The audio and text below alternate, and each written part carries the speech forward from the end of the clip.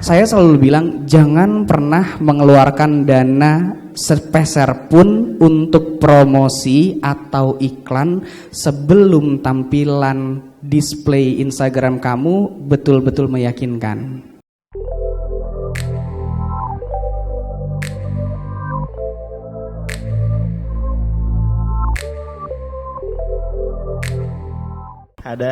Ada lagi sih yang mau saya tanyakan. Saya sih memang nyoba pertama dulu emang mau bikin branding, jadi sempat gagal bikin baju syar'i. Akhirnya kita frustasi, kenapa enggak kita ngejual barang orang aja kita jual gitu. Jadi sekarang lebih senang ngejual barang orang. Yang jadi pemikiran saya sampai saat ini, kenapa ada orang yang berani ngejual barang yang lebih murah daripada pasar umumnya gitu. Kenapa branding sekarang lebih kita nih, saya sih sekarang ngomongnya lebih ngebantu teman-teman branding gitu bahasanya, yang punya produksi. Saya tuh di Instagram memang di Kalimantan sendiri itu saya kasih bocorannya adalah di Kalimantan bocorannya adalah mereka suka pakaian gamis. Kalimantan, ibu-ibu itu gamis, mulai dari gamis syar'i, gamis kondangan, pokoknya semua yang gamis mereka suka. Nah, kendala yang saya dapatkan di sana harga. Mereka nggak peduli jahitan. Orang Kalimantan suka yang norak, bunga-bunga, polkadot, itu suka banget. Harga saya ngejual memang paling murah. Harga cuman nggak nyampe 200.000. Di sana bisa sampai 500.000. Makanya kenapa saya rame, karena emang harganya sana tinggi. Karena emang dari Jawanya sendiri tuh kadang dipermainkan sama mereka. Nah, yang mau saya tanyakan satu tuh adalah model seperti ini tuh diperbolehkan nggak sih sebenarnya di TDA gitu, kita main di bawah harga pasar gitu, nggak jauh dari ngambil untung sedikit, masih diperbolehkan nggak gitu? Karena emang di Kalimantan saya diserang sama orang pasar memang, tapi saya pasang badan, jadi emang di sana pasar sempat ribut, Mas kenapa sih harganya kok di bawah, harganya di bawah? Ya saya sudah dapat untung segini, Bapak kok dari dulu nggak segitu gitu loh, gitu masalahnya. Terus untuk tampilan, saya tuh kapan harus pakai model? Apakah di saat sekarang ini perlu pakai model model foto untuk iklan? Maksudnya model iklan untuk foto? Ada model katalog, model foto, ada model untuk iklan tuh beda itu. Mau apa nih yang ditanya, apa nih? Iklan berarti untuk dilempar keluar, konten untuk dilempar keluar. Yang tadi pertanyaannya yang ke TDA mau dijawabin nggak Om? Jualan dengan harga di bawah pasar. Tadi kan pertanyaannya di TDA gimana gitu, umumnya gimana gitu ya. Jadi soal perang harga ya. Kalau bicara industri memang saya tidak pernah menyarankan ke teman-teman, apalagi kalau misalnya saya mentoring, Bang saya mau bikin brand ini. Saya memang menyarankan tiering harganya benar ya. Jadi supaya Anda bisa bermain dengan jalur distribusi yang benar ya. Jadi itu persiapan untuk besar. Ketika Anda melakukan penetrasi, lakukan penetrasi dengan benar ya. Set harga memang tinggi, kalau Anda mau diskon ya diskon, tapi bukan Anda set dari awal harga rendah. Karena ketika Anda mau dongkrak agak berat, bermain dengan image, mendongkrak brand yang ketika udah dianggap murah itu agak susah ya. Anda mau main di rendah terus ya, sebenarnya ini sama dengan isu fashion secara global ya. Siapa pembuat bajumu kan gitu kan ya. Di balik baju mahal Zara, Guess, Levi's, Nike dan lain sebagainya, ada pekerja yang tidak berkecukupan. Ya. Masalah Anda mau jual apa segala macam ya, memang itu kembali ke strategi. Tapi ya efek kejam dari fashion adalah ada pekerja yang tidak berkecukupan. Benar nggak? Kita lihat di Bangladesh, India, dan mungkin Indonesia, Pakistan. Paham ya?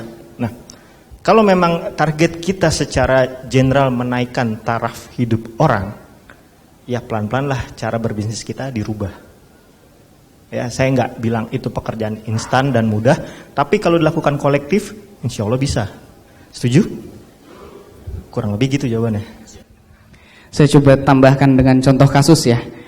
Hari ini saya kayaknya lagi klop banget nih sama Om Mirza nih. Jadi tadi tuh teorinya seperti itu. Prakteknya saya baru lakukan sekitar 1 pekan ini. Jadi kalau teman-teman yang ngikutin brandnya Mail ID, Local ID atau akun pribadi saya Mas Dim, itu saya lagi baru melahirkan 1 anak akun baru, 1 brand baru. Boleh tolong dibuka? Prep Studio, P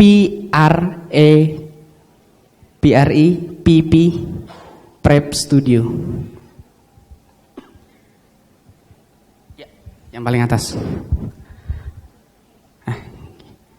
Ini adalah brand yang lahir. Boleh diturunin Mas? Boleh minta tolong diturunin? Itunya produknya biar kelihatan. Ya, diturunin dari posting yang paling bawah. Posting paling awal ya. Ini. Okay. Ini kita baru lahir, boleh tolong diklik? Ya itu. Oke. Ini Januari 22. Baru seminggu ya? Baru 160.000 ya? Itu rilisnya baru 2 hari yang lalu. Boleh minta tolong, di sini bisa buka story nggak sih kalau dari laptop ya? Kalau nggak bisa ya, oke, nggak bisa berarti. Jadi saya bisa. Story, boleh tolong di close. Gimana? Saya nggak pernah buka dari PC.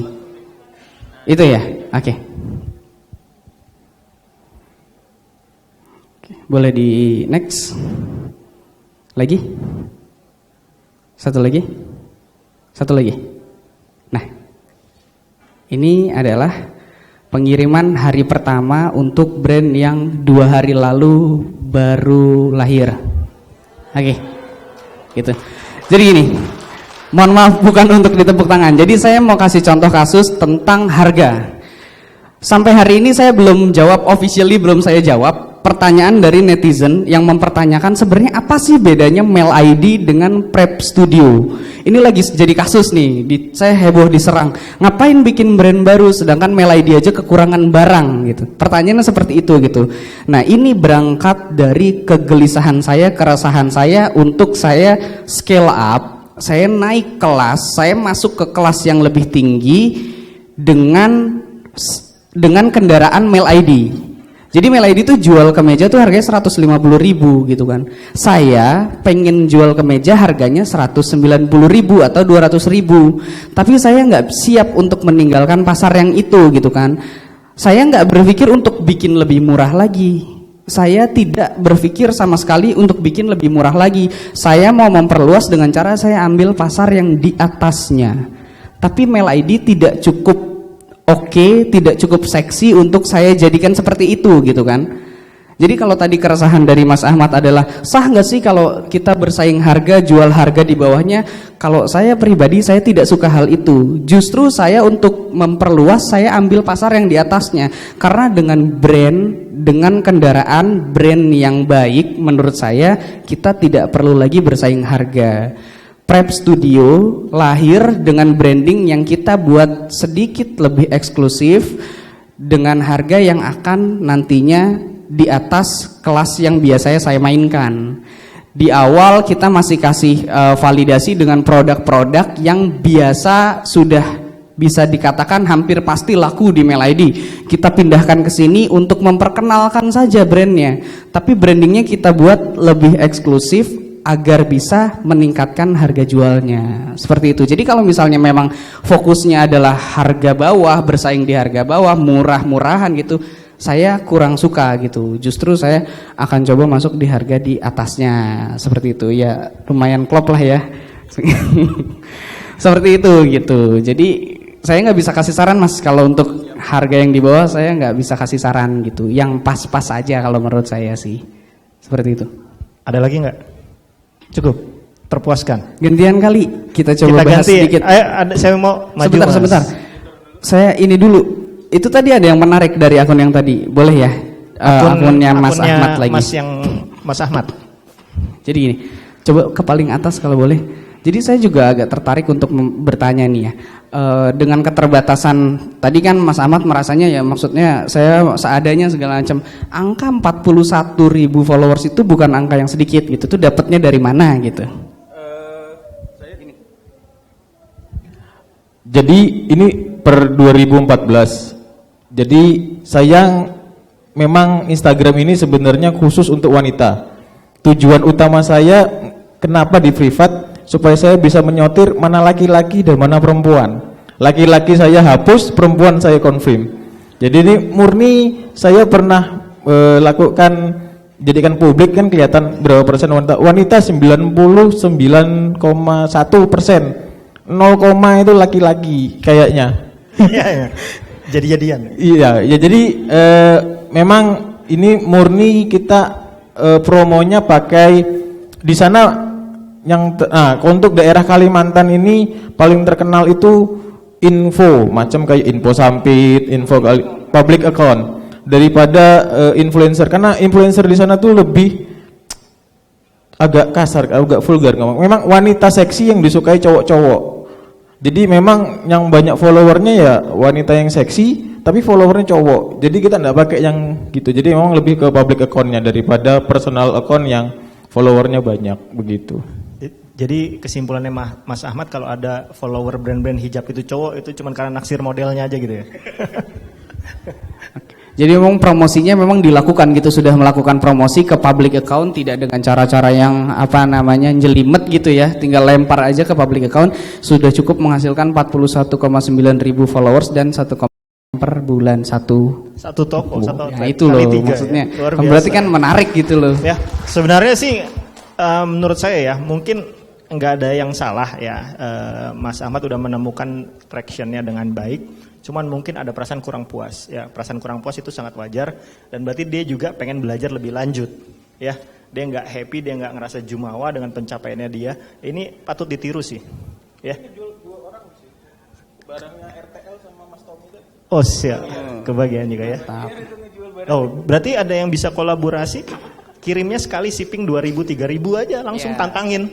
Kirimin Mas, gue tendangin ini 3.000. Yang tadi Mbak yang dead stock, buang Sampit, laku itu. Udah ketemu kan? Ya, kasih term of payment, ya enggak? Siap, atur. Langsung jualan. Langsung jualan. Matchmaking ya. Oke, kita studi kasus kedua. Jangankan yang perempuan, model laki-laki di Melaidi pun itu kita beda gitu. Jadi saat kita menggunakan model A, percepatan keluarnya sekian, kalau si B sekian gitu. Memang ada karakter yang dibawa sama model itu sudah teknisnya benar-benar sudah ke fashion. Itu sudah ke fashion ya, bukan ke Instagramnya sendiri gitu.